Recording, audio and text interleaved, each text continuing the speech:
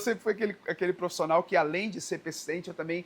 O que eu vou resolver para esse cliente? Eu acho que hoje o profissional que se destaca é o que resolve problema. Então, resolver esses problemas ou trazer o desejo da satisfação profissional e pessoal foi que foi me colocando ali no destaque. E está no momento certo, na hora certa. Então, quem está preparado, trabalha, às vezes a sorte passa e você está ali preparado, né? O cliente queria uma Porsche, uma 911, e nós trouxemos o carro para ele do sul do estado para cá. E agora vai ser um momento épico, né? A gente vai fazer a apresentação técnica e fazer mais uma venda, né? Como dizem, o rei da Porsche está na área.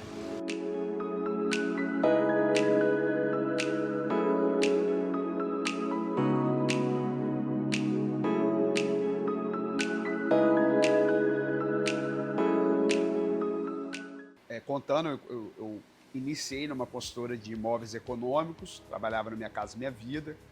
Essa construtora, eu entrei por conta de um ticket de alimentação e era de R$200 na época. E hoje eu falo que assim, muita gente que entra no mercado imobiliário não está disposta a renunciar. Então naquela época eu tinha que renunciar ao meu ego, à minha vaidade, a tudo, porque eu nem tinha como ter isso, né? Então o mínimo para nós já era uma vitória. Então eu entrei por conta desses R$200 de ticket de alimentação, onde a gente dividia esses R$200 em compra de casa e a minha marmita que eu tinha que levar para essa empresa. Então eu lembro que eu chegava às 10, às vezes saía às 7, só que em vez de entrar às 10 e sair às 7, eu chegava às 7, às vezes saía às 10. Porque como eu tinha uma situação ali que era uma oportunidade, eu nunca tinha visto pessoas tendo salários e retornos financeiros, mesmo trabalhando com o mercado econômico. Eu via corretor na época, em 2013, ganhando R$15 mil, R$16 mil na carteira.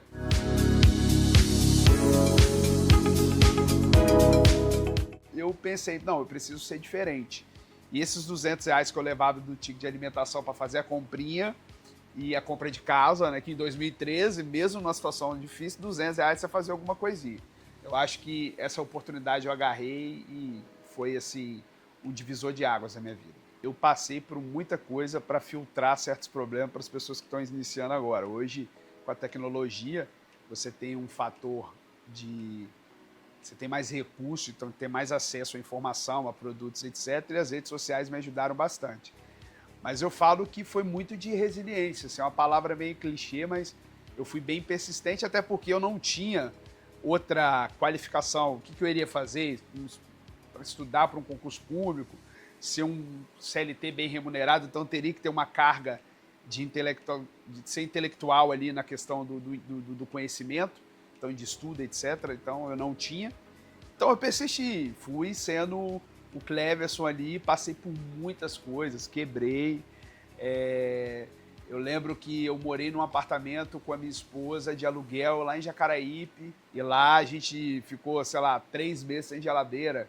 Então a gente tinha uma caixinha de isopor que a gente colocava gelo, então a gente saía para trabalhar ali. Então a gente chegava em casa, estava tudo descongelado dentro da caixinha de isopor. Então foi um período de muita renúncia, de muita prova. Eu acho que essas provas me moldaram para eu persistir e alcançando os caminhos que eu sonhava.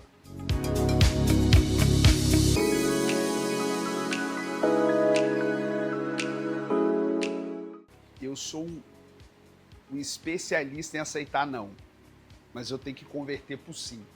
Então acho que o que me fez furar essa bolha é justamente sair da inércia que eu tenho que só passar pelo que é confortável.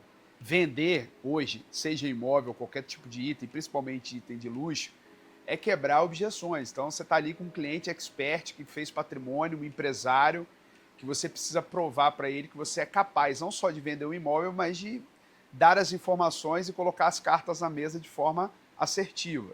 Eu era um sonhador. Eu tinha alma de vendedor, mas não sabia que ia me tornar um vendedor de alta performance.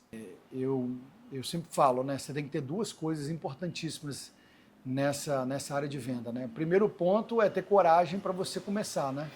Eu tinha poucas ferramentas ali na época, mas eu tinha alma de vendedor e ali comecei sem ter experiência nenhuma, mas eu tinha uma paixão muito grande já por veículos, né?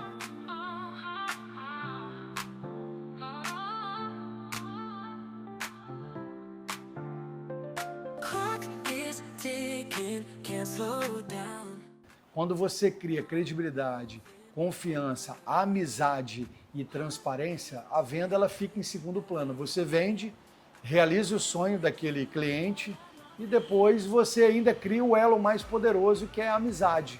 Então é isso que a gente tenta fazer nesses últimos 25 anos, né? Que eu acho que foi o meu diferencial, de sempre não olhar para o cliente com um saco de dinheiro ou com um cifrão, mas sempre como uma oportunidade de poder atendê-lo bem, trazer todas as necessidades dele ali resolvidas e no final realizar o sonho dele. Então foi isso que eu me propus fazer quando eu comecei a trabalhar nessa área há 25 anos atrás, fazer o diferente. E depois de trabalhar com o segmento dos carros de luxo, o André foi tendo mais experiência, tendo mais network, e aí surgiu uma demanda para ele e ele caiu ali nos imóveis de luxo também. Você tem até um guardanapo que conta essa história. Fala pra gente, André, o que significa isso aqui? Esse guardanapo aqui significa, um cliente entrou na minha loja querendo comprar um carro e o irmão dele falando assim, pois é, você veio aqui comprar o carro, mas você queria comprar um apartamento e nenhum corretor acreditou na sua compra. Aí eu esqueci a venda do carro e parti para vender o meu primeiro apartamento. E está aqui o guardanapo que foi feito, a transação. Essa foi a negociação que você fez? Essa foi a negociação. É aquele apartamento, desculpa te incomodar, mas é aquele apartamento ali? É ali? Aquele apartamento ali, em um dos melhores edifícios hoje da Grande Vitória, tá? Espírito Santo. Para ser um corretor de luxo, precisa de ter muita preparação, precisa de conhecer, acima de tudo, o mercado onde ele atua, ser muito bem posicionado. Você não pode querer vender imóvel de luxo em São Paulo, em Guarapari, em Pedra Azul, em Vitória ao mesmo tempo, que isso é impossível, porque você não vai ter referência de valores, não vai conhecer muito bem. Você tem que ser um expert, assim como o médico é médico de mão, de braço, de joelho. Você tem que estar muito bem posicionado para poder trazer para o seu cliente uma informação bem atestada, bem verificada, para que ele faça um negócio muito assertivo. Os clientes que eu normalmente atendo aqui têm bons relógios, né, joias também, e normalmente eles têm um profissional que eles ligam quando estão precisando comprar um relógio novo, adquirir uma joia nova. Eu acho que isso é fundamental, você ter uma pessoa de confiança, até porque são itens que, para quem não conhece, é muito fácil você ser enganado, né? Hoje existem cópias, por exemplo, de Rolex, que são perfeitas, só um profissional realmente com muito gabarito consegue conhecer. Então acho que é fundamental, e os nossos clientes aqui, normalmente, eles têm um profissional que atende eles nessa área. Como é que é quando o André quer comprar alguma coisa? Como é que é a relação do André com o vendedor? O máximo possível de perfeccionismo. Eu, às vezes, eu vou comprar algo que eu quero muito, mas eu não compro porque o atendimento não foi à altura do que eu queria que fosse. Então você é exigente na compra? Muito exigente. E aí eu deixo de comprar algo. Vou te dar um exemplo clássico. Fui na sorveteria tomar um sorvete. O sorvete mais caro da cidade. Cheguei lá, o atendimento foi ridículo. Passei e fui no McDonald's. Fui super bem atendido. Comprei uma casquinha e saí super feliz. Por quê? Mais importante do que o produto é o atendimento. O cliente ele precisa entender que o mercado imobiliário ele é sorrateiro de forma boa. Não sei se isso pode soar muito bem. Por quê? Você não percebe a valorização.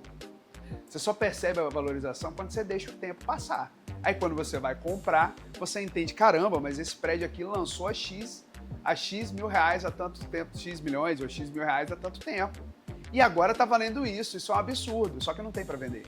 Eu acho que o profissional tem um para cada área, e se você tem um que confia, tem que abraçar nele.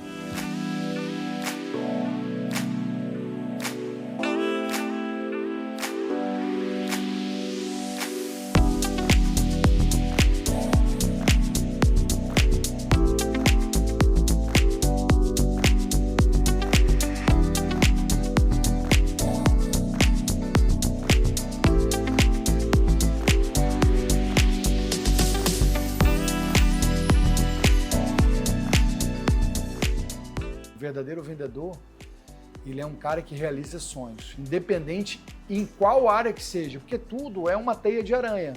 Eu tô aqui no meio, tem automóvel, aeronave, embarcação, imóvel, relógio, transporte. Poxa, você já está conversando sobre aquilo.